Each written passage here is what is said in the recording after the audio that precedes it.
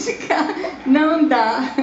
Mas, irmãos, eu estou feliz, estou muito feliz. Hoje nós passamos o dia aqui nesse templo.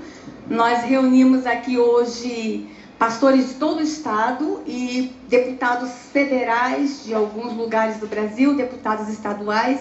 Nós tivemos uma discussão forte aqui hoje sobre o que está acontecendo com essa nação e nós chegamos no final a uma conclusão que alguma coisa de muito especial está acontecendo com esse estado. E eu não sei o que é, e eu não sei o que está acontecendo, mas eu sei que Deus tem um propósito muito grande para esse estado. Há promessas de Deus para esse estado, vocês sabem disso.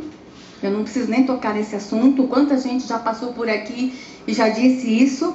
Deus tem promessas especiais, especialmente para essa cidade. E eu não sei porque eu estou nessa igreja hoje. O pastor disse que o encontro foi muito antecipado. Eu creio, eu não sei porque eu estou, mas que isso já estava marcado lá na eternidade, esse encontro nosso hoje. Amém? Tá? E que Deus os abençoe através da minha vida e que vocês me abençoem muito hoje. Foi um dia difícil, não foi, pastor? Porque nós estamos nos doendo por esta nação. Hoje nós sentimos o peso nos nossos ombros do que está acontecendo com essa nação. E às vezes é difícil até falar, irmãos. É difícil falar. Então, eu não vou pregar. Sou pastora.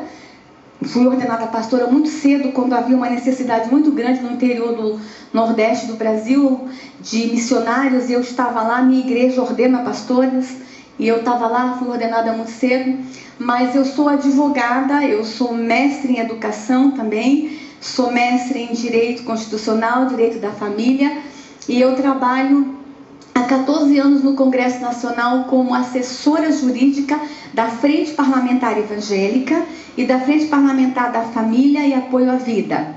Nós hoje temos 78 deputados federais evangélicos e 3 senadores, estamos indo para o 4º senador agora nos próximos dias. Se a gente for ver a nível de representatividade, nós já deveríamos ser um número maior, em torno de 100 deputados, deveria ser no mínimo 100 deputados, porque nós somos um número muito grande no Brasil de evangélicos. Mas esses parlamentares estão ali fazendo a diferença.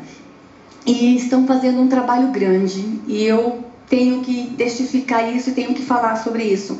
Mas temos também no Congresso Nacional um exército silencioso. Hoje eu falei sobre isso. E eu preciso também honrá-los nessa noite, que são assessores e funcionários que estão na Câmara e no Senado, irmãos, anonimamente, fazendo um trabalho extraordinário.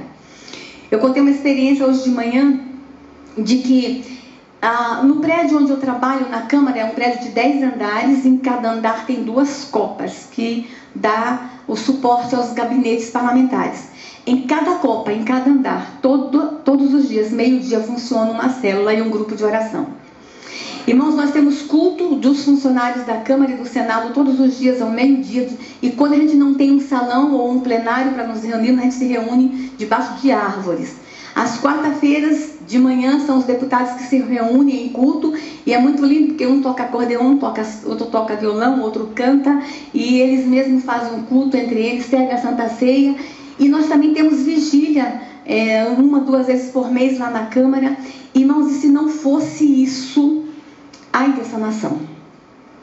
Eu contei hoje, vou repetir também, que há alguns anos atrás, uns 2, 3 anos atrás, eu estava passando uma sexta-feira num dos plenários das comissões e encontrei uma irmã chinelinho de fogo, aquelas irmãzinhas de poder, né?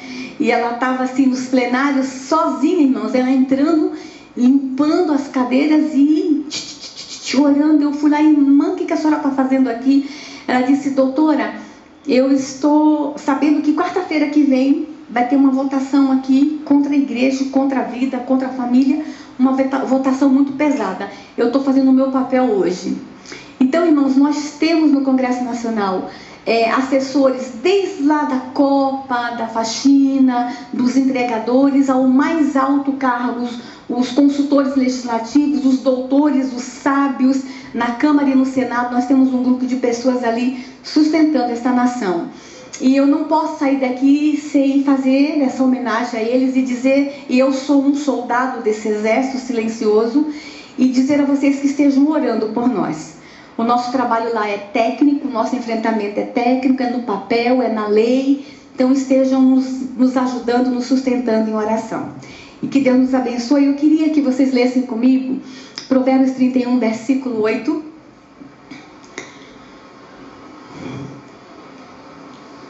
Que diz o seguinte: abre a tua boca. Eu vou esperar vocês abrirem. Provérbios está no Velho Testamento, depois de Salmos. Sou pastora, fui professora de escola dominical. Provérbios 31, versículo 8.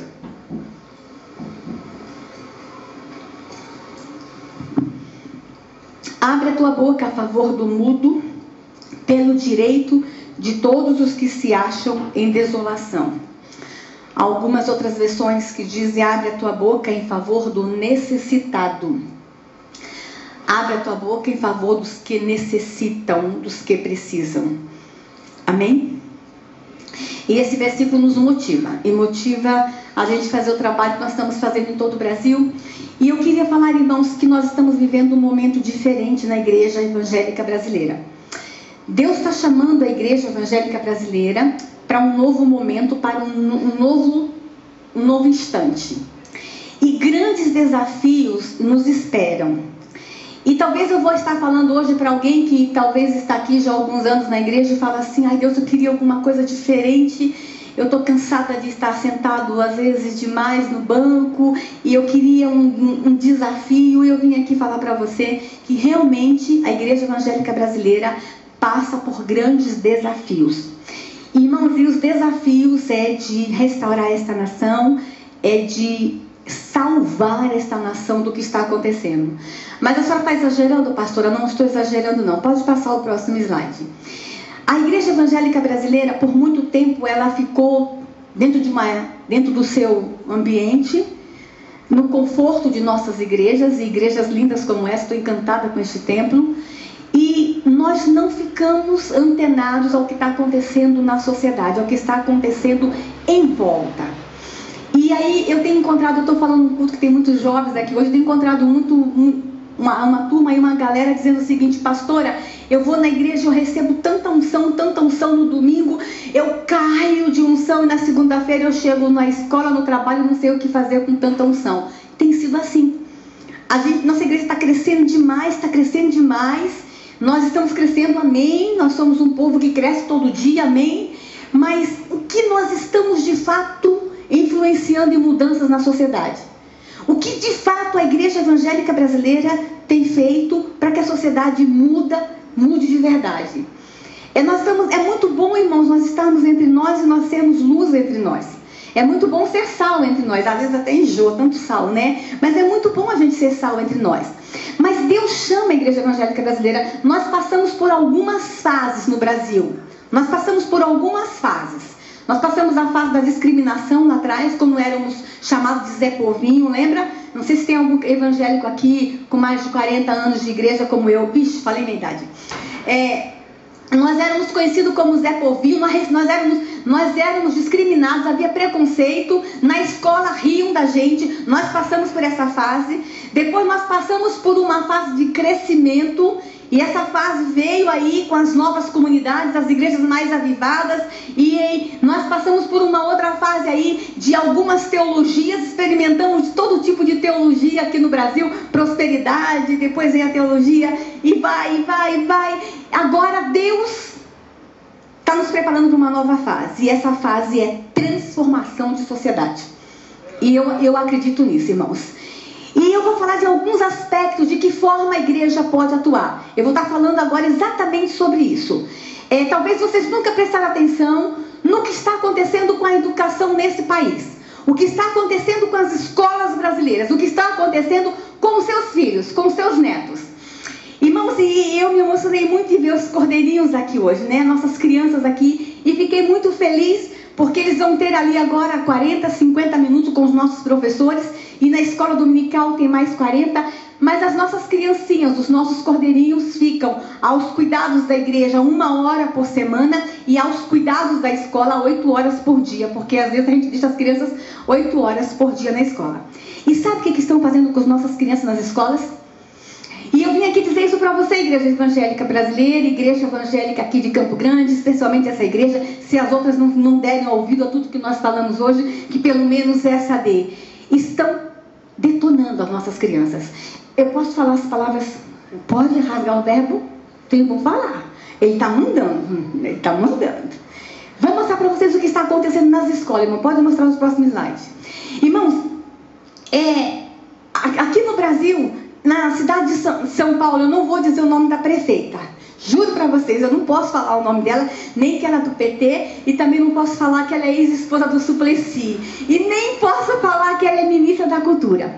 Essa mulher, quando era prefeita da cidade de São Paulo, irmãos, ela gastou 2 milhões de reais com aquele grupo, o grupo GTPOS, para ensinar sobre ereção e masturbação em bebês nas escolas. 2 milhões de reais. Porque chegou à conclusão, há um grupo de especialistas, e esse grupo começou lá na Holanda, na Europa, e já está influenciando, que nós precisamos aprender a masturbar os nossos bebês a partir dos 7 meses de idade. Inclusive na Holanda, os especialistas, esses homens que são grandes especialistas, que fizeram não sei quantas universidades, eles ensinam que o menino tem que ser masturbado com 7 meses de idade, para que quando ele chegar na fase adulta, ele possa ser um homem saudável sexualmente, e a menina tem que ter a vagina manipulada desde cedo para que ela tenha prazer na fase adulta. E essa prefeita fez isso. Lá na Holanda, eles estão até distribuindo uma cartilha ensinando os pais como massagear sexualmente as suas crianças. Isso está acontecendo no Brasil. Isso aconteceu em 2004, mas ficou lá na prefeitura de São Paulo, não. Irmãos, eu até hoje falei aqui, eu quero desafiar vocês, pais. Qual foi a última vez que vocês abriram a mochila da escola dos seus filhos? Qual foi a última vez que você leu e você conferiu o livro didático que seu filho está lendo e estudando na escola? A gente não tem tempo. A gente não tem tempo, porque nós estamos muito ocupados. E essa questão, irmãos, da modernidade, da pós-modernidade, nós vamos ter que estar nos revendo algumas coisas. A igreja e os crentes estão deixando a educação dos seus filhos por conta do Estado. E agora é lei, foi promulgada agora há poucos dias, que vai ser obrigatório a criança ir para a escola a partir dos 5, 4 anos de idade. Nós estamos enfiando os nossos filhos na escola cada vez mais cedo. E o que me assusta é que tem muito crente querendo o tempo integral. Não quer só a partir dos 4 anos, não. A criança tem que ficar o dia inteiro. Dá trabalho criar filho, então vamos jogar os filhos nas escolas. Igreja evangélica, Deus está nos chamando para a gente fazer uma revisão de valores. Para fazer uma revisão de conceitos. Deixa eu mostrar o que está acontecendo com as escolas. Pode passar o próximo slide. Nós temos autoridades no Brasil, irmãos, especialistas que estão ocupando lugares estratégicos e lugares chaves, pessoas que estão escrevendo as políticas públicas dessa nação, pessoas que estão decidindo o futuro de nossas crianças, que dizem coisas como essa: uma educação diferenciada poderá fazer desabrochar em todo menino o seu lado feminino e em toda menina o seu lado masculino. São conceitos como esse que está permeando a educação brasileira, e a igreja evangélica está deixando essas coisas acontecer. Pode passar. Eu quero mostrar para vocês, irmãos, cartilhas. Tem menores de 12 anos aqui? Eu quero mostrar para vocês, irmãos, cartilhas que foram entregues em escolas públicas no Brasil para crianças a partir de 10 anos, porque quinta série, a idade são 10 anos. Essa cartilha, inclusive assinada por um grande cartunista, o Miguel Paiva, a cartilha se chama De Homem para Homem. Deixa eu falar para vocês para quem foi feita essa cartilha. Essa cartilha foi feita pelo Ministério da Saúde. Eu não vou dizer quanto eles gastaram para vocês não ficarem com raiva. Foi feita um número muito grande de cartilha para entregar para homens impotentes no Brasil. Aí eles saíram, o Ministério da Saúde saiu atrás dos homens impotentes, não achou, graças a Deus, não tem tanto assim. E aí eu não sei se eles acreditavam, pastor, que eles iam na marcha do orgulho do homem impotente para distribuir cartilha. Eles iam no Dia Nacional do Homem Impotente para distribuir. Não sei São especialistas que não têm nem bom senso. Gastaram milhões nessa cartilha para ensinar o homem como ter prazer, para ensinar o homem como ter uma relação sexual. Aí eles não acharam os homens impotentes e mandaram para as escolas públicas brasileiras. A palavra mais light que tem nessa cartilha é gozar e tesão. Imaginem. E crianças de 10 anos no Brasil tiveram acesso a essa cartilha. Pode passar. Olha os desenhos. Especialmente essa cartilha que eu escaneei, porque depois nós tomamos uma iniciativa. A diretora da escola disse que os meninos pegavam essa cartilha e iam para o banheiro se masturbar usando essa cartilha. Então você, pai, proíbe seu filho ver livro pornográfico. A gente orienta como igreja que não se pode ter acesso à pornografia. Aí vem o governo brasileiro com verba pública do seu bolso e faz um material desse e distribui em escolas públicas brasileiras. E o que a gente faz? Nada. Sabe por quê? Nós estamos ocupados. A igreja está muito ocupada. Nós estamos ocupados em ganhar dinheiro. Nós estamos ocupados com as nossas profissões. E não estamos antenados com o que está acontecendo. Mas Deus está dizendo para a igreja evangélica brasileira: abre o olho. Vocês já foram treinados. Vocês já receberam unção demais. Vocês já passaram por tudo. Já aprenderam todo tipo de teologia. Agora é hora de vocês agir. E é hora da gente se levantar como igreja. Deixa eu mostrar a próxima gravura para vocês. Pode passar, olha lá quem fez essa cartilha, Ministério da Saúde, está nas escolas. Deixa eu mostrar a próxima para vocês. O SUS. Sabe aquele SUS, irmãos, que não tem dinheiro para fazer cirurgia de catarata no Brasil? Sabe aquele SUS que não tem vaga nos hospitais para os velhinhos? Eu vou mostrar o quanto que eles gastaram para fazer essa cartilha. Foi essa que eu tirei a gravura mais forte. Nessa cartilha, o SUS fez para usar impostos de saúde em escolas. O SUS fez para ensinar sobre drogas e doença sexualmente transmissível. E essa, irmãos, era uma cartilha grande que a professora colocava em cima da mesa. Não sei se tem algum professor que teve acesso a ela. Era em forma de espiral. E a metodologia, porque esse material vem com metodologia, era: senta as crianças no chão, a partir de 10 anos, mostre a gravura e leia o que está atrás. E a tia ia mostrando. Na hora de falar sobre drogas, mostra a gravura. Mostra sobre direitos, pode passar a próxima gravura. Na hora de falar sobre droga, a tia dizia o seguinte: ao usar o crack, passe protetor labial nos seus lábios não ressecar. Então, tá achando que é pouco? A tia dizia o seguinte, porque o ministro da Saúde mandava falar e o ministro da Educação mandava falar: se você usar cocaína, não use canudo de papel, porque tem muita bactéria, use canudo de plástico. Na hora do êxtase, a parte do êxtase, estava escrito o seguinte na cartilha: ao comprar êxtase, cuidado com o fornecedor para você não comprar gato por lebre por gato. Olha o absurdo. Inclusive mandando a criança conhecer o traficante.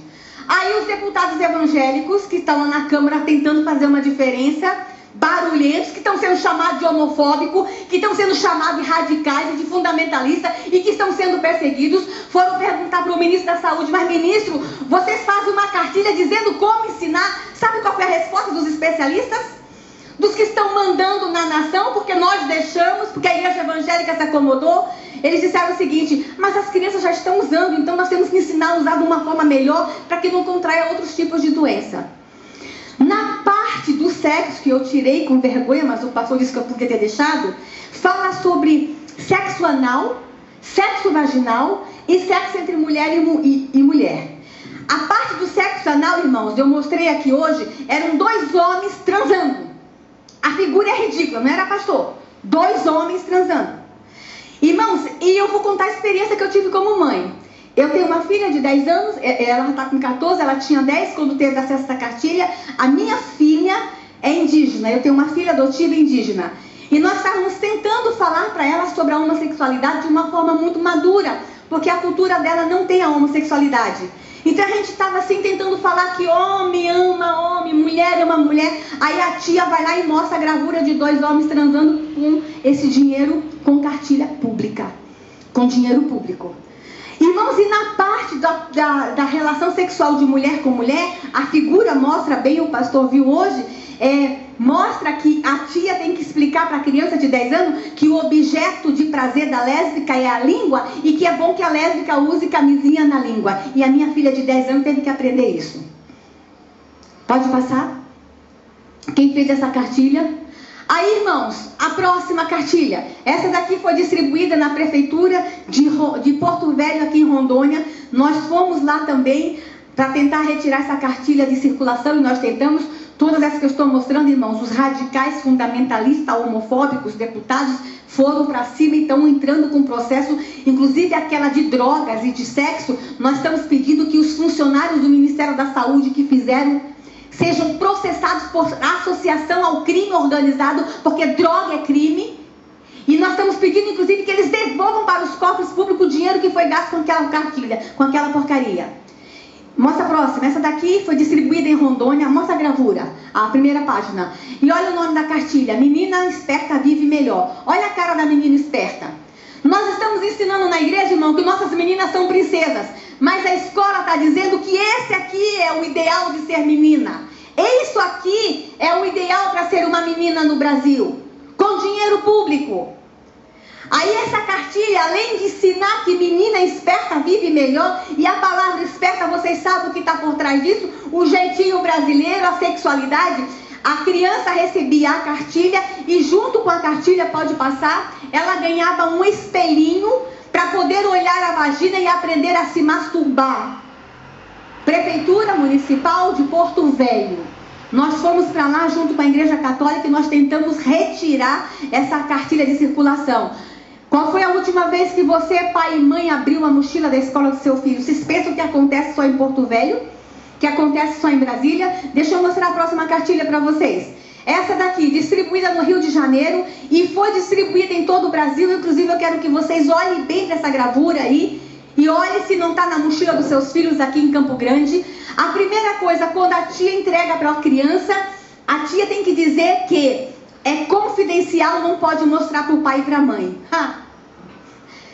Para crianças de quinta série. Vocês acham que tem que ter segredo entre eu e uma filha de 10 anos? Então, irmãos, eles começam a criar conflitos entre pais e filhos. Eles estão ganhando e sendo obrigados. Deixa eu falar uma coisa, são os professores sendo obrigados. Talvez eu esteja falando para professores aqui que recebem esse material e não sabem o que fazer porque vem de uma forma impositiva do MEC. Deixa eu falar uma coisa, isso não é impositivo, isso é apenas sugestivo. O professor tem autonomia em sala de aula. Se eu estou falando para o professor cristão aqui, deixa eu dizer uma coisa, na tua sala de aula quem manda é você não é obrigado a usar esse material, você pode ser criativo e falar dessas coisas sem usar esse material ridículo que o MEC está mandando. Deixa eu falar nessa cartilha, irmãos. Pode mostrar. Vira. Nessa cartilha ensina sobre masturbação feminina e inclusive como a menina usar o dedinho para não machucar a vagina. 10 anos de idade. Nessa cartilha fala sobre ficada. E aí, além de incentivar a ficada, a tia pede para o menino e a menina relatar as suas 8 mais espetaculares ficadas. E tem que dizer, olha lá, como foi, com quem foi, onde foi, quando foi e se gostou. Agora imagina, a Igreja Batista de Campo Grande está dizendo para os meninos que ficar não é legal. A escola dominical está ensinando que não pode ficar. Aí os meninos da Igreja Batista de Campo Grande recebem essa cartilha e não está preenchendo, porque ele não está ficando. As meninas não estão ficando. Aí eles estão sendo discriminados na escola porque eles são frouxos, não estão ficando. Vocês têm ideia da confusão que está acontecendo com essa nação, irmãos? Mas essa mesma cartilha, além de falar de masturbação feminina, de falar de masturbação masculina, de falar de ficada, ensina uma outra coisa que acho que vocês nunca aprenderam na escola. Pode passar. Fala sobre o ponto G na vagina da mulher. Diz que tem um lugar na vagina da mulher que é chamado ponto G, que a mulher sente mais prazer. Isso tem que ser dito para uma criança de 10 anos no Brasil, irmãos. E eu vou dizer uma coisa para vocês, como é que essa cartilha chegou lá na Câmara dos Deputados para nós. Esse é o meu trabalho como assessora jurídica, receber as denúncias e trabalhar em cima delas e motivar os parlamentares a fazerem alguma coisa. Um grupo de ginecologistas do Rio de Janeiro nos procurou na Câmara dos Deputados porque havia um número muito grande de meninas numa determinada região, lá do Rio de Janeiro, virgem entre 10 e 12 anos, com inflamação na vagina e no colo do útero. E elas foram tentar descobrir o que estava acontecendo, descobriram que as meninas estavam com inflamação na vagina porque estava introduzindo o dedo na vagina para procurar o tal do ponto G que o ministro da Educação falou que existe. Pode passar? Olha quem fez essa cartilha. Sabem quanto custou essa cartilha? Não vou dizer não, para vocês não ficarem com raiva. Pode passar. Essa máquina de camisinha nas escolas, irmãos, já está sendo experiência em algumas escolas em Santa Catarina, em mais de 2 estados, e logo, logo ela vai estar disponível em todas as escolas do Brasil. Essa máquina de camisinha, um menino a partir de 12 anos poderá pegar 2 camisinhas por semana, porque os especialistas disseram, fizeram uma pesquisa, eu não sei aonde, acho que eles foram em Harvard estudar, que a criança brasileira com 12 anos tem 2 relações sexuais por semana. Portanto, tem direito a 2, 4, 8 camisinhas por mês. 2 relações sexuais por semana. Pode passar? Eu quero mostrar para vocês agora, irmão, eu tenho que falar muito rápido, tem tanta coisa para mostrar. Essa gravura aqui, não sei se vocês já viram essa gravura. Se chama O Fazendeiro Solitário. Ela estava numa prova de criança de história, de português, na cidade de Curitiba. A criança tinha que ver essa gravura e fazer uma redação. Dá uma olhadinha na gravura, irmãos. Não ri, não. Não ri, não, porque isso é sério. Que dá vontade de rir, dá, mas que é sério, é sério. Olha o tamanho do órgão sexual do fazendeiro solitário. E olha como é que estão as galinhas. Apologia ao sexo com animais. Vocês acham que um professor tem que mostrar isso para a criança e mandar a criança escrever uma redação de que há sexo com animais e que é normal o sexo com animais? Aí vocês falam assim, mas pastora, a senhora está exagerando. Não estou não. Está chegando denúncia lá na Câmara e no Senado que há muito hotel fazenda aqui no Brasil que é de fachada. É hotel para turista ir transar com animais no Brasil. Tá tudo bem nessa nação, irmãos? Não. Ou a gente abre os olhos com o que está acontecendo com essa pátria, ou a gente vai estar entregando os pontos. As coisas estão ficando feias. E eu lamento muito que eu tenha que vir aqui mostrar essas imagens, mas talvez esse seja o único mecanismo que eu tenha, é chocar, é falar, é gritar, é dizer, igreja, vamos sair do conforto das nossas 4 paredes e vamos começar a reagir, porque estão detonando as nossas crianças. Estão detonando com esta nação. Deixa eu mostrar a próxima gravura, pode mostrar? Esse livro, irmãos, quando eu escaneei, ele estava em inglês, mas ele já está em português, para crianças de 2 e 3 anos. Um conto de fada. O príncipe e o príncipe. O príncipe encantado não procura mais uma princesa. Olha só o que ele procura. Pode mostrar? Ele está procurando um outro príncipe encantado. E eles se encontram e vivem felizes para sempre. Crianças de 2 e 3 anos de idade. Mostra a próxima gravura. Livros, leitura obrigatória na 5ª e 6ª série. Menino ama menino. Leiam esse livro, irmãos. Pode mostrar a próxima gravura aí. Esse livro, Menino Brinca de Boneca. Essa é a orientação do MEC, essa leitura obrigatória. Deixa eu falar uma coisa, irmãos. Eu estou com um caso em Brasília de uma professora que nos procurou na Câmara porque ela não tem mais onde procurar. Foi lá procurar os deputados evangélicos, os fundamentalistas, né? Porque estão nos chamando de radicais. Ela está com um menino de 3 anos na escola que está chupando o pipi do coleguinha.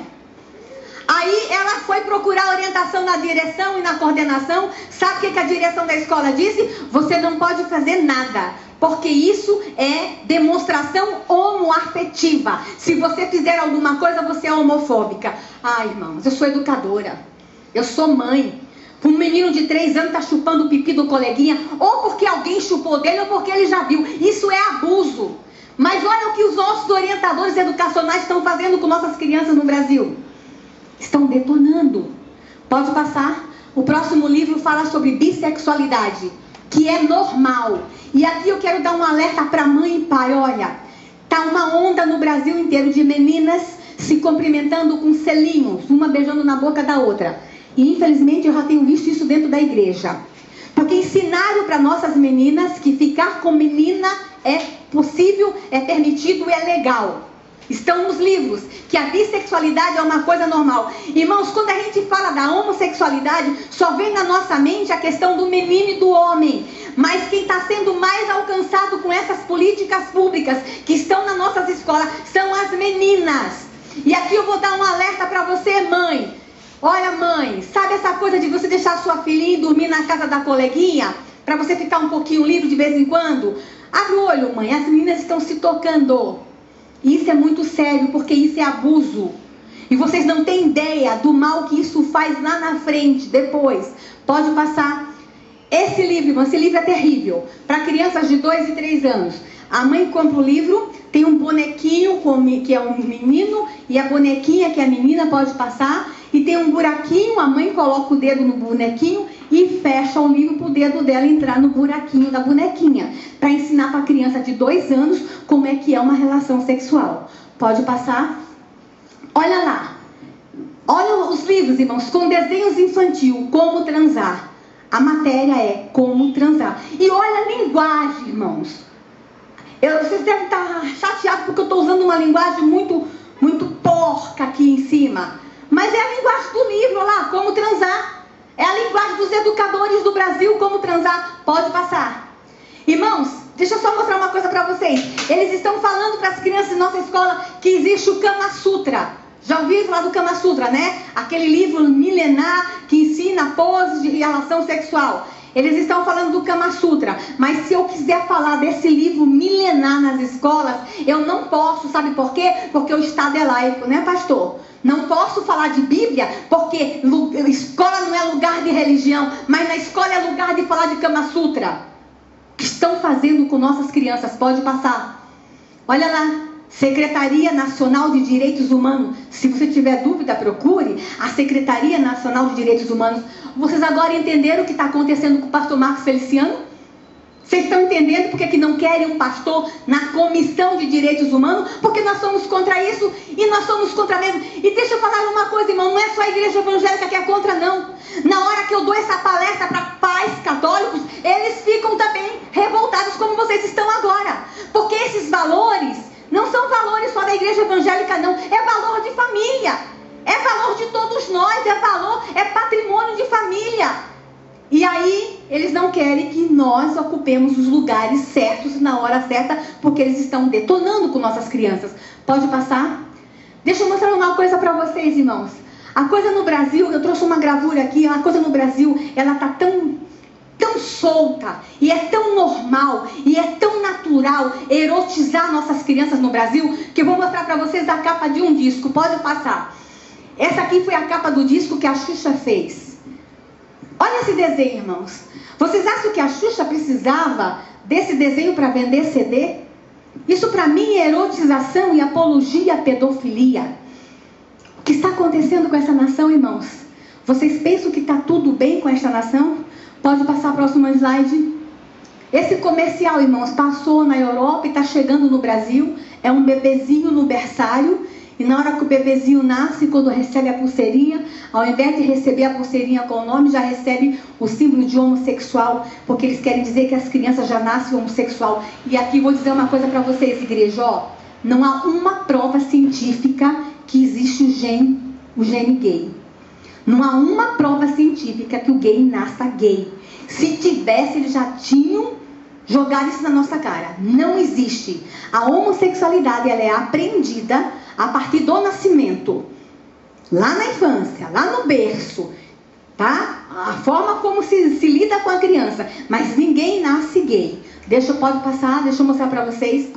Irmãos, com relação ao aborto, eu falei sobre a erotização de criança, mas o que está acontecendo nessa nação com relação ao aborto? Pode passar o próximo slide rapidinho. Deixa eu mostrar para vocês. Todos vocês sabem que os números, 50 milhões de crianças no mundo são abortadas. Fala que no Brasil, 1 milhão de crianças são abortadas por ano no Brasil. E aí eles querem aprovar o aborto no Brasil. E sabe por que os ministros da saúde, dos 3 últimos, disseram que querem aprovar o aborto no Brasil? Porque eles dizem, irmãos, que no Brasil milhões de mulheres morrem por causa do aborto. Cadê os milhões de túmulos? Quantas mulheres vocês enterraram porque morreram por causa do aborto? Quantas mulheres os pastores aqui já enterraram, fizeram culto fúnebre ou foram lá dar uma bênção porque morreu por causa do aborto? Mentira! Não existe milhões de mulheres morrendo por causa do aborto no Brasil. Eles manipulam dados, eles manipulam estatística, eles manipulam informações para impor na sociedade brasileira uma cultura de morte. E a gente tem que começar a ficar atento, irmãos. As feministas começaram a dizer aí que nós temos que aprovar o aborto porque é uma questão de saúde pública. É mentira. Não existe tanta morte de mulher no Brasil por causa do aborto, não. Eles estão manipulando informações porque eles querem aprovar o aborto no Brasil. Pode passar. O ministro José Temporão, em 2008, quando ele assumiu o ministério, um médico sanitarista, quando esse homem assumiu o ministério, irmãos, eu fiquei feliz porque ele disse, opa, agora vem um sanitarista que entende de saúde pública, ele vai acabar com a malária, a febre amarela, vai resolver o problema da dengue no Brasil. Ele chamou a imprensa. A primeira entrevista que ele deu para a imprensa, que na gestão dele como ministro, ele iria aprovar o aborto, porque aborto é caso de saúde pública. Irmãos, ele confundiu feto com mosquito. Saúde pública é malária, saúde pública é dengue, saúde pública é febre amarela, mas ele disse que não, que a prioridade na gestão dele era o aborto, a aprovação do aborto. E deixa eu dizer uma coisa, irmãos, naquele ano, nós tivemos o maior número de ocorrência de dengue no Rio de Janeiro, maior número de malária na Amazônia, e a febre amarela que estava erradicada no centro-oeste voltou. Deixa eu dizer uma coisa, irmãos, é um sinal do céu. Não afronte o poderoso. Eu quero falar como pastor agora. Não afronte o todo-poderoso. Matar bebês no ventre da mãe, matar bebês em plena fase de desenvolvimento, é covardia, é assassinato, além de ser pecado. Pode passar? Veja só, irmãos. O ministro José Temporão disse que queria aprovar o aborto porque é caso de saúde pública. E a nossa atual ministra da Secretaria de Saúde, da Secretaria Nacional de Política para as Mulheres, diz que já fez aborto, diz que foi treinada para fazer aborto, ela foi fazer um curso. A nossa ministra foi fazer um curso de como fazer aborto. E diz ainda que quer aprovar o aborto no Brasil. É isso que está rolando na política brasileira. É isso que está rolando no governo brasileiro. Pode passar. Irmãos, e hoje, o que está acontecendo hoje? Está acontecendo que nós temos uma reforma do Código Penal que está lá dizendo que quer a aprovação do aborto urgente. Porque eles dizem, irmãos, que aprovar o aborto no Brasil vai acabar com a criminalidade. Você sabia que tem um governador do Rio de Janeiro disse que tem que aprovar o aborto porque aí ia parar de nascer bandido nas favelas, como se filho de pobre nascesse bandido? Olha os argumentos mais absurdos que se usam para aprovar o aborto no Brasil. Pode passar? A vida nesse ser aí, irmãos. A Bíblia me fala que eu era uma substância ainda informe e o Senhor já havia me chamado. Pode passar? A vida está nas nossas mãos, está na mão da Igreja Evangélica Brasileira. Pode passar a próxima imagem. Eu sei que essa imagem choca, mas eu vou deixar ela aí e vou contar uma coisa para vocês. Quando eu cheguei na Câmara dos Deputados em 97, já fazia assessoria jurídica para deputados lá da minha cidade. Mas quando eu cheguei lá, tinha um projeto de lei, o projeto de lei 1135/91. Esse projeto era de 1991 e eles queriam aprovar o aborto no Brasil, desde 91. Irmãos, são anos que eu lutei contra aquele projeto. No ano de 2006, o projeto foi para votação e nós ganhamos só por um voto.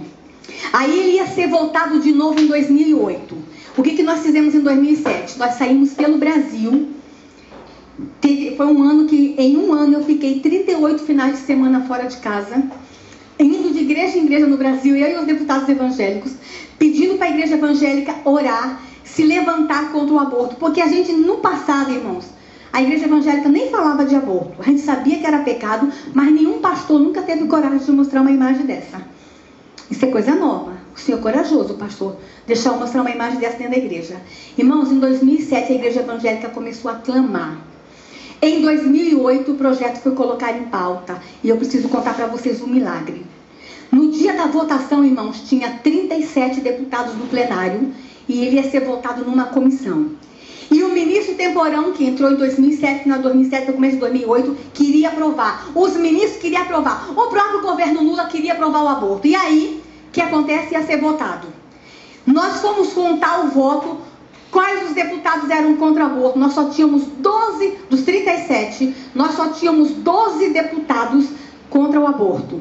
O resto tudo era a favor. A votação começou 15 para as 9, 8 e meia, 15 para as 9. Mas eu preciso contar uma coisa antes. A igreja evangélica estava orando, amém? Mas na noite antes da votação, a votação foi no dia 14 de maio de 2008, está em ata, vocês podem buscar lá na ata da Câmara, está em notas taquigráficas.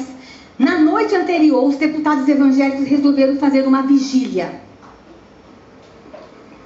E a gente ora no 10º andar da Câmara, que tem um espaço muito grande, e nós fomos fazer uma vigília. Lá por volta de 3 horas da manhã, 2h30, a vigília foi começando a ficar fraca, os deputados cansados, eu estava muito cansada, porque eu tinha que escrever ainda pelo menos mais 4 pareceres sobre o aborto, todo mundo esgotado. Daqui a pouco, irmãos, para na porta da Câmara dos Deputados um ônibus, cheio de irmãzinhas chinelinho do fogo, aquelas irmãzinhas lá de Sobradinho, lá de longe, que souberam da luta e que estavam orando. E essas irmãs pediram licença por segurança da Câmara e disseram que não pudessem mandar orar. E elas entraram, irmãos, pisando firme na Câmara e dizendo o seguinte: a Bíblia me diz que aonde o meu pé pisar, esse lugar me será dado por herança. Elas foram marchando. O milagre não acabou, não. Aí elas chegaram lá em cima e disseram assim: deputados, vão dormir, vão descansar, a votação é amanhã, deixa que agora é com a gente. E ficaram lá em cima orando. Irmãos, a votação começou 15 para as 9. E vocês não viram isso, a televisão não mostrou isso para vocês. O plenário, onde ia ter a votação, estava cheio de imprensa. A imprensa do mundo inteiro. Porque naquele dia seria aprovado o aborto no Brasil. Irmãos, tinha câmeras de tudo que TV internacional, jornais internacionais, todas as TVs estavam lá para mostrar para o mundo que o aborto seria aprovado. Começou 9 horas a votação. Foi o dia inteiro de briga. Nós tínhamos quantos deputados que eu falei? 38. Quantos votos a favor do aborto nós tínhamos? Contra o aborto? 12. Irmãos, quando deu 4 horas da tarde, eu, depois de 20 anos de luta, disse: meu Deus, perdemos. Eu fui para um lugar no cantinho lá, irmãos, e eu chorei porque era minha vida, estava ali. Eu larguei tudo. Eu tinha uma carreira jurídica brilhante, eu ganhava dinheiro, eu tinha uma carreira jurídica brilhante, e fui para o Congresso Nacional para fazer um enfrentamento contra o aborto. E ali eu vi toda uma vida minha rasgada, todo um trabalho jogado fora, porque nós só tínhamos 12 votos, eles eram maioria. Às 18h30 foi aberto a urna para votar. Quantos eram deputados? 37. Os 4 do PT saíram do plenário. Irmãos, as feministas estavam com faixas, cartazes, as ministras estavam lá, os ministros estavam lá, porque o aborto ia ser aprovado no Brasil. O Brasil ia dar um exemplo de democracia para o mundo. Democracia. Irmãos, quando abrimos a urna, os 4 do PT saíram. Ficaram quanto no plenário? 37 menos 4, quanto que deu? Quantos votos eu tinha? Mas tinha um grupo de mulheres lá em cima orando. Quando a gente abriu a urna, nós ganhamos de 33-0. Irmãos, a partir daquele dia, Deus renovou as nossas forças na Câmara dos Deputados. Irmãos, vocês não têm ideia o que foi os deputados evangélicos pulando, os deputados católicos contra o aborto. Eles se abraçavam, eles oravam o Pai Nosso, eles gritavam, eles choravam. A televisão mostrou isso para vocês? A Rede Globo mostrou isso para vocês? Mas se o aborto tivesse aprovado, eles tinham mostrado. Mas naquele dia, irmãos, nós estávamos desanimados. 2008, tanto escândalo contra deputado evangélico, tanta confusão no Brasil, nós estávamos desanimados. Mas naquele dia Deus renovou a nossa força, porque Deus nos disse que não são os deputados que vão mudar essa nação, que não é o governo que vai mudar essa nação, que não é a política, que é a igreja evangélica quando clama, é a igreja evangélica quando se levanta. E é por isso que eu estou aqui, irmãos. Porque esses especialistas em educação podem querer se levantar contra nossas crianças, mas nós vamos nos levantar e vamos dizer: nas nossas crianças vocês não tocam. Pode passar. A Igreja em Defesa da Família pode passar. Irmãos, nós estamos ter cuidado com o que estão fazendo com a igreja. Eu falei das crianças, falei do aborto, agora eu quero falar o que estão fazendo com a nossa fé. E que talvez vocês não estejam nem percebendo o que estão fazendo com a nossa fé. Estão zombando dos cristãos no Brasil. Pode passar. Em Natal, irmãos, um rapaz, um artista plástico, ele ganhou dinheiro público para fazer uma obra de arte. E a obra de arte dele foi fazer uma caixa de vidro. Ele ficou dentro da caixa de vidro, gastou muito dinheiro público com isso, tirou a roupa, ficou pelado na frente do público, ficou de costa, ficou de quatro e tirou de dentro do ânus um terço da Igreja Católica. Aí vocês falam assim, o que eu tenho a ver com isso? O terço da Igreja Católica? Quem foi católico aqui sabe que no final de todo o terço tem uma cruz. Ele tirou de dentro do ânus, foi a cruz. Irmãos, quando eu soube disso, eu fiquei tão revoltada.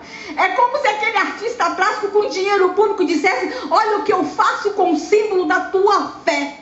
Olha o que eu faço com o símbolo da tua redenção. Olha o que eu faço com o teu Jesus. Olha onde eu enfio a tua cruz. Não, irmãos. Será que ele faria isso lá no país muçulmano com o Alcorão? Não faria. Mas nós estamos deixando zombarem da nossa fé. Irmãos, não com a minha cruz, não com o meu Jesus. Não zombem deste povo, não zombem da nossa fé. E a igreja evangélica vai ter que dizer isso: nos respeite. Nós não somos um Zé Povinho, nós não somos um povo qualquer, nós somos uma geração eleita, nós somos o povo de Deus. É isso que nós temos que fazer. Pode passar. Artistas da Rede Globo fizeram uma peça, irmãos. Essa peça, um vestido de padre e outro de seminarista. O cara que estava vestido de padre lia Cantares de Salomão. E o que estava vestido de seminarista em público se masturbava enquanto ele lia a palavra de Deus. Não com a minha Bíblia. Não zombem, não blasfemem, não escarneiem a minha Bíblia. Pode passar. A pornografia, pode passar. Irmãos, nós descobrimos que querem aprovar a legalização do aborto no Brasil. Desculpa, a legalização da prostituição no Brasil. Ainda não é profissão, mas eles querem que seja profissão. O deputado Jean William quer que seja profissão. Lá no Código Penal, no que está no Senado, querem que seja profissão. O Fernando Gabeira tentou. Aquele lá do Meu Paz e Amor, sabe? Tentou, mas não conseguiu em 2013. Agora voltaram com essa história. Mas no Brasil não é profissão, mas é ocupação. Aí nós fomos para o site do Ministério do Trabalho, irmãos. Olha o que a gente encontrou lá, pode passar. Com dinheiro público. Eles colocaram no site do Ministério do Trabalho que no Brasil tem garotos e garotas de programa que são os profissionais de sexo. Só que eles usaram a seguinte linguagem: garoto de programa, meretriz, messalina, michê, mulher da vida, puta, rapariga e quenga. Um site oficial. Um site do Ministério do Trabalho lê esse tipo de linguagem. Só que esse site não só falava que existia as putas e as quengas e as raparigas, mas ensinava também, pode passar lá, as competências pessoais para ser uma prostituta. Se a menina quisesse aprender a ser prostituta, era só ir lá no site, porque a primeira coisa que ela tinha que aprender, ter capacidade gestual, capacidade de persuasão. Tá aqui, ó, as competências para ser uma prostituta no Brasil. Mas esse site ensinava mais, pode passar. Ensinava como batalhar um programa. Olha o nome. Batalhar programa. Ensinava como que a prostituta tem que fazer para batalhar um programa. Dinheiro público. Site oficial. Tá tudo bem com essa nação, irmãos? Não. Pode passar. A violência nas escolas é outra coisa que nos preocupa muito. Pode passar. Nós estamos muito preocupados com o que está acontecendo, irmãos, com a violência nas escolas. Aqui eu trago a foto de uma professora que foi barbaramente agredida por seus alunos. Aí eu pergunto assim, mas por que está acontecendo tanta violência nas escolas? Eles estão querendo o quê? Eles não querem que fale de Deus nas escolas. É para retirar a Bíblia das escolas. É para retirar os crucifixos dos lugares públicos. Eles estão querendo o quê? Eles estão expulsando Deus da escola. Estão querendo que aconteça o quê nas escolas? Estão erotizando nossas crianças. Estão fazendo confusão com a cabeça de nossas crianças. O que vai virar? Violência. E com relação à erotização, irmãos, eu quero falar uma coisa para vocês. Lá no Código Penal, que está lá no Senado, que entrou em julho do ano passado, estão querendo mudar a idade da relação sexual da criança no Brasil. Eu não sei se vocês sabem, mas no Brasil é permitido o sexo só depois de 14 anos. Se alguém tiver sexo com uma criança com menos de 14 anos, mesmo que seja namorado, é crime. E é chamado de estupro de vulnerável. Isso é crime. Aí uns especialistas chegaram no Senado e disseram que tem que diminuir de 14 para 12 anos. Porque a menina brasileira quer sexo a partir dos 12 anos. Está escrito lá, diminuir para 12 anos. Só que eles querem legalizar a casa de prostituição. Então, se eles vão diminuir a idade de 14 para 12 e vão liberar que nas casas de prostituição tenham meninas e meninas com 12 anos fazendo sexo. E o que mais me deixa chateada é que estão querendo fazer isso antes da Copa e das Olimpíadas. Sabe por quê? Porque dá dinheiro. Sabe por quê? A prostituição infantil dá lucro. Sabe por quê? Estão querendo ganhar em cima do corpo de nossas crianças. E aqui eu quero dizer uma coisa para vocês, irmãos. Você sabe como é que eu cheguei em toda essa luta? Porque eu fiz da minha dor a minha luta. Eu sou sobrevivente da pedofilia. Eu sou vítima da pedofilia. Eu fui abusada, eu sou filha de pastor, eu sou neta de pastor, eu sou pastora. Eu fui abusada 2 vezes na infância, por 2 pastores diferentes. E a minha dor me levou a ter a minha luta. Eu fui fazer um trabalho de proteção às crianças. Só quem passou pelo calvário da pedofilia, como eu passei, é que sabe o que querem fazer com nossas crianças. Eu sei que eu estou falando nessa igreja para pessoas que foram abusadas e sabem o que eu senti, sabem o que eu vivi. Eu não sei se é melhor sobreviver à pedofilia ou morrer no ato. Eu não sei o que é melhor. Irmãos, o turismo sexual infantil no Brasil está crescendo tanto. E agora, com a aprovação dos parlamentares lá no Senado, eu vou contar uma coisa para vocês, irmãos. No Brasil, 1 em cada 3 meninas até os 18 anos é abusada sexualmente. E vou contar uma coisa para vocês. 1 em cada 4 meninas confessa. Mas eu tenho um outro número muito mais assustador. 1 em cada 100 meninos conta. Cada 100 meninos abusados, só 1 conta. Porque o menino tem vergonha de falar que foi abusado sexualmente. Porque ele tem medo de ser confundido como gay. No Brasil, algumas brincadeiras infantis que não são brincadeiras, são abusos sexuais. Brincadeira de menino com menino no banheiro, um ficar medindo o tamanho do pinto do outro. Isso não é brincadeira, esse é abuso. E os professores dizem que isso é normal. Não é normal, não é abuso. E eu vou dizer uma coisa para vocês, irmãos. Os pedófilos do mundo inteiro querem vir ficar com nossas crianças. Eu assessorei o senador Magno Malta na CPI da pedofilia e nós descobrimos que se vende pacotes para que pedófilos do mundo inteiro venham transar com nossas crianças. Há agências especialistas lá fora para vender pacote sexual com criança brasileira, porque o sexo com criança brasileira é barato. Eu estava fazendo uma batida num posto policial recentemente, quando eu entrei, eu fazendo batida. Eu e um colega do Senado entramos num posto policial. Uma menina de 8 anos chegou lá e falou pro meu colega: tio, quer que eu faça um boquete? R$1. R$1. Sexo oral, R$1. É essa nação que nós temos. E a igreja evangélica está confortavelmente sentada. Deixa eu falar uma coisa, irmãos. Esses pedófilos querem vir pro Brasil, sabe por quê? Porque falam lá fora que a menina brasileira é caliente, que a menina brasileira é quente. Especialmente a menina do norte, ela tem o sexo na flor da pele. A menina brasileira é quentinha, o menino brasileiro é quentinho. E eles querem vir transar com as nossas crianças, porque aqui se faz vista grossa com relação ao sexo com criança. Chega! Chega! Deixa eu dizer uma coisa para vocês, irmãos. Sabe qual é o meu sonho como mãe, como pastora? Sabe qual é o meu sonho?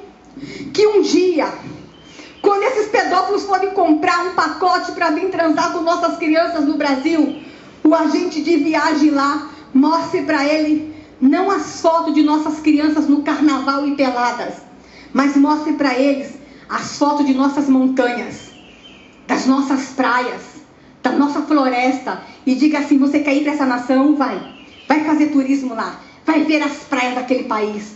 São as praias mais lindas do mundo. Vai ver as montanhas, vai ver a floresta. Mas tu não vai lá mexer com criança, não. Porque tem um povo doido. Tem uma igreja evangélica que se levantou e que disse que ninguém mais toca em suas crianças naquela nação. Irmãos, e como eu queria que isso começasse hoje aqui nessa igreja. Eu não sei por que eu vim para essa igreja hoje, mas eu sei que está acontecendo alguma coisa de muito especial nesse estado. E talvez seja aqui que a gente vai deflagrar no mundo espiritual que ninguém vai sodomizar as crianças brasileiras mais. Talvez seja nessa igreja que a gente vai dizer: nas nossas crianças ninguém toca. Oh Deus! Pode passar. E aqui eu termino, irmãos, falando para vocês. Eu estou falando de aborto, de educação, de pornografia, mas eu quero falar de um assunto muito especial. Mais 5 minutos, estou acabando. Estou acabando, pastor, 5 minutos. Amém? Vocês vieram para a festa hoje? Amém? Não saí aqui com raiva. Irmãos, quando eu fui para o Congresso Nacional ajudar a escrever a legislação de defesa à criança, eu descobri uma criança que é excluída das excluídas, que são as crianças indígenas. E esse aqui eu tenho que falar sério, porque eu estou falando num estado que tem um número muito grande de crianças indígenas. E eu estou falando para uma igreja que convive com os povos indígenas. E eu quero falar para vocês que mais do que nunca nós precisamos amar os povos indígenas. Descobrimos, irmãos, que algumas etnias no Brasil, nós temos no Brasil em torno de 120 etnias diferentes. Entre as 120, nós descobrimos ainda que entre 30 e 40 matam os seus filhos. E quando nós descobrimos isso, irmãos, na verdade, em 99, nós só tivemos prova disso em 2004. E a partir de 2006 nós começamos a fazer o enfrentamento. Quando nós descobrimos que lá no Xingu, quando nascem crianças gêmeas, os índios acham que a alma se dividiu entre o bem e o mal. Eles enterram as duas crianças vivas porque não sabem qual é a do bem e qual é a do mal. Na Amazônia, no Alto Purus, eles acham que o que nasce primeiro é do bem, o que nasce segundo é do mal, então eles só enterram o segundo. Nós descobrimos que algumas etnias no Brasil, a mãe solteira não pode criar o seu filho, então quando ela tem um parto, às vezes ela tem 12, 13 anos, ela tem que voltar para a aldeia sem o bebê, ela tem que matar o bebê, enterrar o bebê ou jogar na mata para que morra sozinho. Nós descobrimos que em algumas aldeias da Amazônia, o primeiro filho tem que ser homem. Se vier menina, a menina tem que ser sacrificada. Irmãos, não é na Europa, não. Não é na África, não. É aqui. Nós temos um estudo que não é oficial, que por ano 450 crianças indígenas no Brasil estão sendo enterradas vivas. Não temos registro do Mato Grosso do Sul. Amém. Não temos registro aqui. Temos registro de outro tipo de violência com criança indígena aqui, mas não do infanticídio. Irmãos, enquanto essa nação estiver enterrando criança viva, essa não é uma nação abençoada. Mas deixa eu falar para vocês uma coisa. Sabe aquele Congresso Nacional que todo mundo acha que só tem corrupção? Um grupo de parlamentares se levantou e disse: ninguém vai matar mais crianças nesse país. Nós vamos ajudar os seus índios, os nossos índios. Irmãos, e o índio não mata não é porque ele odeia, não. Pelo contrário, eu não estou justificando o infanticídio. Ele mata porque é uma questão cultural, ele foi ensinado a matar. Imagine um índio com uma criança na cadeira de roda, como é que ele vai ter cadeira de roda na aldeia e como é que ele vai viver com essa criança. Então eles preferem matar a criança quando nasce do que ela sofreu ao longo da vida. Mas, irmãos, a igreja evangélica brasileira pode dizer para eles o seguinte: vocês não conseguem criar essa criança paralítica? A gente cria, dá para nós. A gente cuida. A gente quer ficar com ela. Então nós estamos conversando com o governo brasileiro para que o governo brasileiro cuide dessas crianças. É obrigação, a nossa Constituição no artigo 5º fala que a vida é o bem maior a ser tutelado. Então se nós temos um Estado que tutela a vida, nenhuma criança indígena deve morrer porque nasce com alguma deformidade. E aí, irmãos, 450 crianças estão morrendo por ano nesse país. E sabe como é que elas morrem? Sufocadas com folhas, enterradas vivas e algumas jogadas na mata para morrer. Mas a maior tristeza que nós descobrimos nessa luta foi que tem pais que estão se suicidando para não matar os seus filhos. Eles não querem matar os seus filhos. A partir de 2007, algumas etnias, alguns índios começaram a ir na Câmara dos Deputados e bater na porta, que soube que os deputados evangélicos estavam querendo ajudar e as mães estão fugindo para Brasília para pedir socorro. Temos uma chácara hoje em Brasília com 37 crianças que nós salvamos. E eu quero terminar a minha palestra mostrando para vocês esse rostinho, pode passar. Ali eu tenho a menina Tititu Suruahá. Essa menina seria morta porque ela nasceu com pseudo-hemafroditismo. Ela tinha um pequeno penizinho desse tamanho. A maldição dela, ela tinha que ser morta porque ela é amaldiçoada. A maldição dela era